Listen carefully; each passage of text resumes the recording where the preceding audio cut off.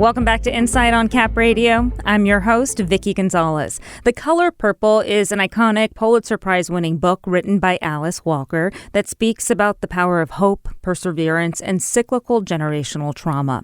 The novel was adapted into a Tony Award-winning musical by Marsha Norman.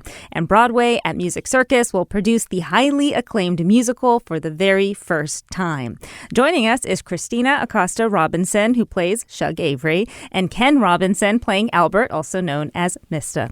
Welcome. Good morning. Good morning. Thank you for making the trip. I just want to get this out of the way, a little bit of a backstory. Your husband and wife, you met at Yale School of Drama. Yes. Do the two of you perform together regularly? Yes, actually. Well, lately we've been performing a lot together. And right. At first, we never planned it that way. No. And then I think people started to get the story that we are married, and then now we're working together all the time. And we just look so good together on I stage. mean- You do look so good. I'm kind of sad this is radio right now. So, well, it's the fact that both of you are playing love interests as well, obviously Shug Avery and Albert. How does that dynamic, I guess, how do you approach that dynamic as a married couple, playing different characters that are also love interests, which is an also complicated love dynamic? Yeah.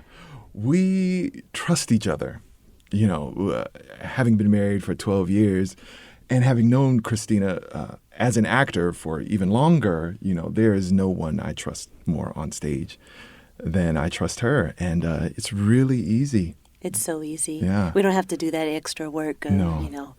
trying to create any kind of chemistry or any kind of backstory, because we have our own, and we bring that without trying Yeah. to the story. So it's easy to do, and hopefully it's easy to watch as well. Oh, I'm sure it is.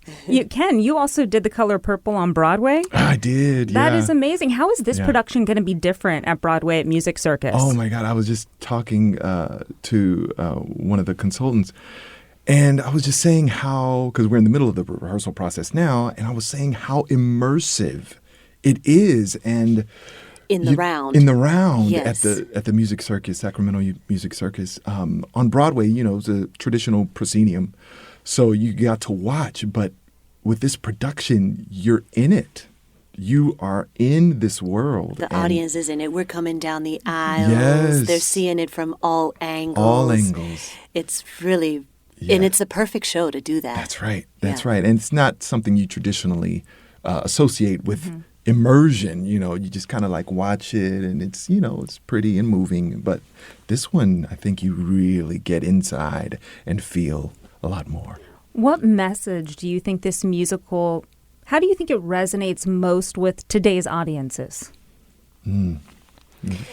Well, it's a story of finding your own strength and value. Celie goes through a lot, and we have been through a lot these last 2 years. And this character, she has gone through a lot. We learn all the traumatic things that she's been through, and by the end, you just see her stepping into her own value as a human being, and learning and discovering who she is, and finding her strength despite everything she's been through. She finds that that's something she can use to build herself, to make herself stronger and move forward. It's just so beautiful. It's so inspiring. I would also add to that, one of the things I love in the musical that was certainly a lot more present in Alice Walker's book is that no one is just one thing. And I think with the murder of George Floyd and the whole enlightening that the country, and particularly theater, is going through, we are all coming to realize what Brian Stevenson often says, is that we are more than the worst thing we've ever done. Mm-hmm. So speaking from the character of Mr., who undergoes his own transformation, I think Alice Walker is really encouraging us to acknowledge that all of us are more than the worst things that we've done. Yeah, I mean, Ken, you're playing a character that, some would view as a villain who could be incredibly cruel. Yeah. Where did you find the humanity in Mr.? In the book, in the book. And thank you for mentioning that, because, it's so easy to dismiss the bad guys and, just to write them off as bad.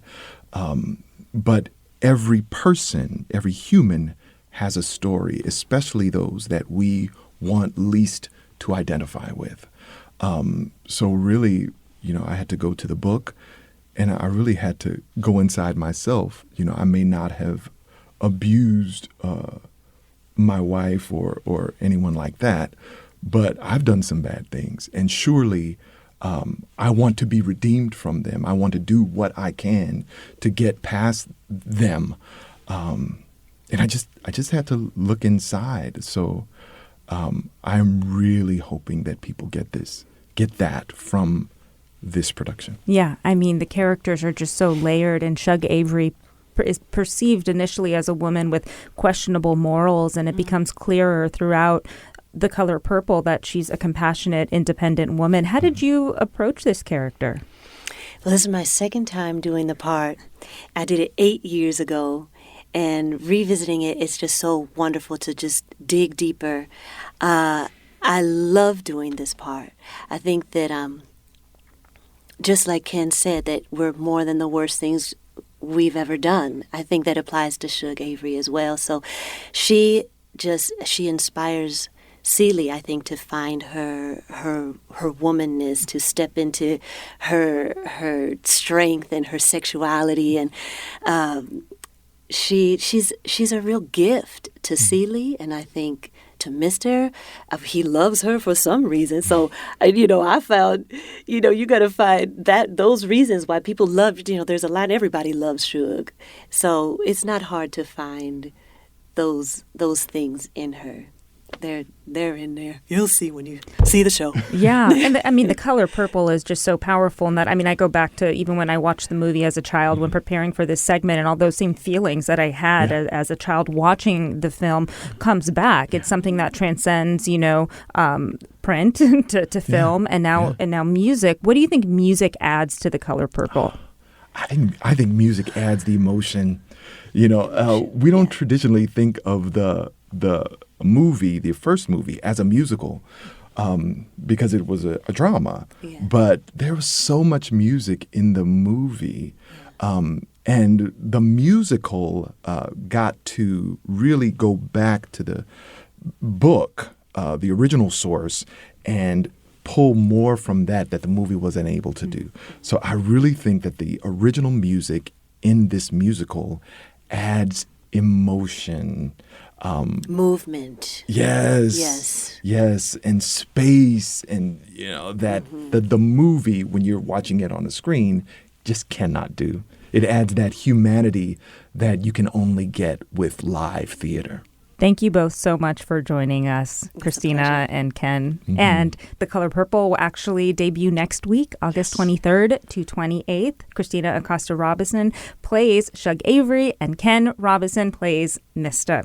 And Broadway at Music Circus will produce the highly acclaimed musical, as I mentioned, next week. And we have all of that information on our Insight page.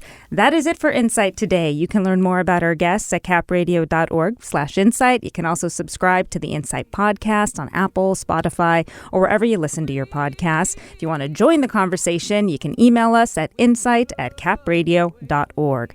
Thank you to producers Nick Dobis and Victor Corral Martinez, with managing editor Aram Sarkissian. Our digital producer is Megan Manata. Insight's technical director is Mark Jones, and our engineer Antonio Munez. Joe Barr is Cap Radio's chief content officer. And I'm Vicki Gonzalez. Thanks for joining us. Have a great weekend. We'll catch you back here on Monday. Like a waterfall, all a part of me, like the color purple. Where do it come from? Open up your eyes. Look what God has done. You better get back. Your husband probably wondering where you are. Where you want to be, Celie? With you.